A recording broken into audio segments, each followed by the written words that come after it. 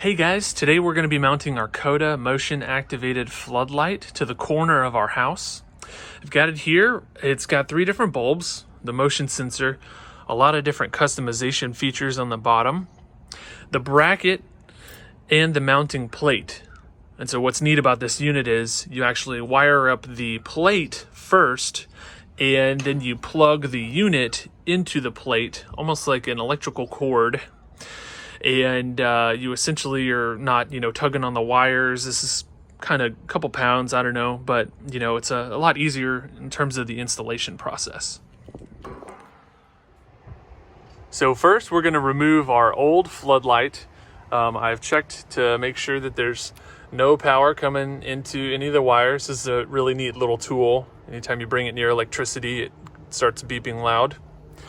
But what we're going to need is just to remove these 3 wing nuts up here. We don't need to worry about any of this down here because it was hardwired for 2 separate lights. And so we just need this black wire, the white wire, and the bare copper ground wire.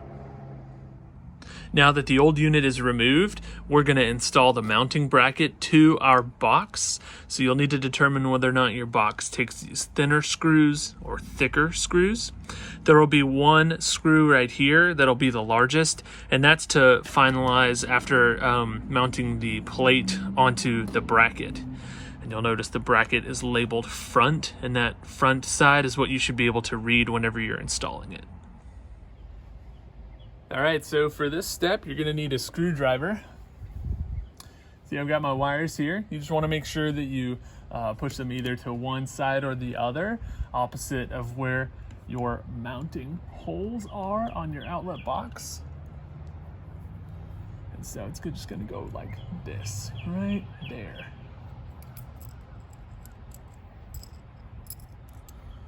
Line it up through the hole.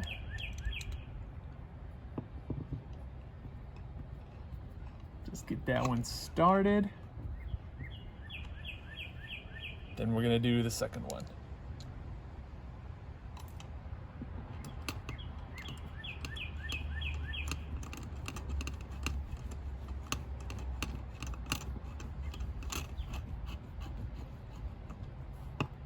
You wanna make sure that you have it centered in here so that when you mount the fixture, it's centered on the box.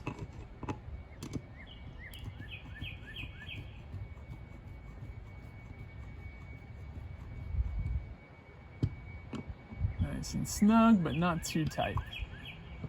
Perfect.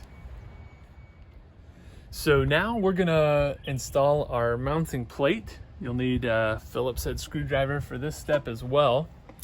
And you'll notice there is an up side. You want to make sure that that up side is pointing towards the building, or if you're mounting it on the wall, that it is pointing up to the sky. There's a large hole here, and that's where you route the wires through. So what I'll do is I'll grab those here, push them through that little hole right there. And then this is where you're going to use that one big screw, and it's going to go through the center hole right here, not this one that is poking out a little. That's to actually mount the whole unit. So I'm going to thread this through the hole, get it started right here in the very center. And once that is lined up, I'm going to orient the plate so that it's pointing right there towards the corner of my house. Tighten up the screw nice and tight. Don't want to let any moisture get in through the edges here. That's getting pretty tight.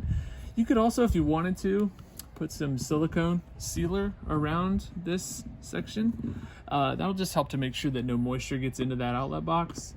A lot of people recommend it. I'm not gonna do it for this video though. All right, so now I've got my wires pulled through and the plate. It's good to go. I just want to kind of tug on it just to make sure, yeah, that's not coming out. For this next step, we're gonna use a miniature slot screwdriver. We're gonna basically install the 3 wires into their specific spots. So It should already be fairly loosened, yeah. And you just want to make sure that you do the ground to the one that is over here.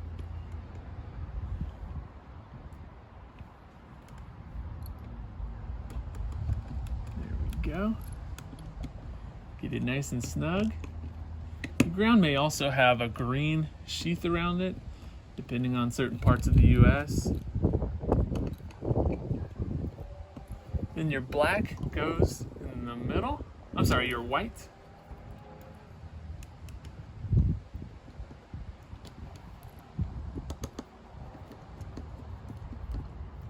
Nice and snug on these. You want to make sure that these wires can't come undone if there's any wind or weather, anything that may cause the unit to rock around and shake. And finally, the black goes on.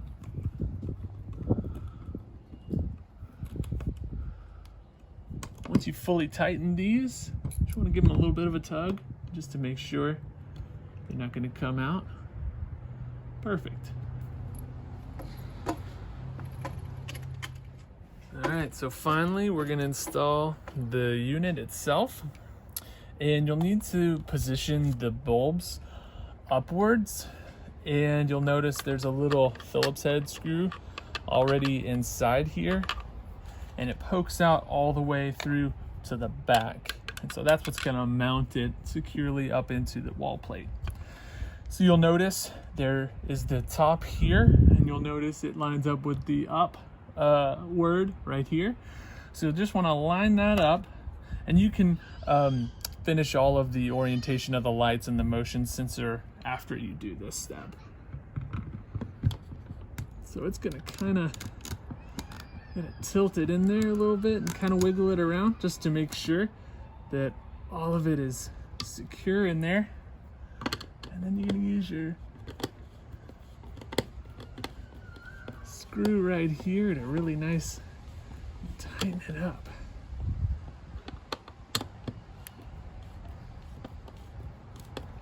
You can see it getting closer and closer to the eave there. It's a good sign.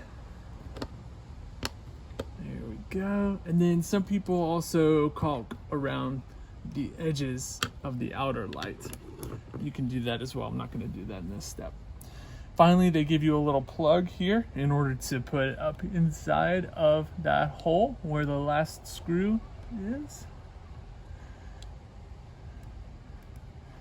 And there you go. That's how you install the light. If you have any questions or comments, feel free to put them in the comments section below.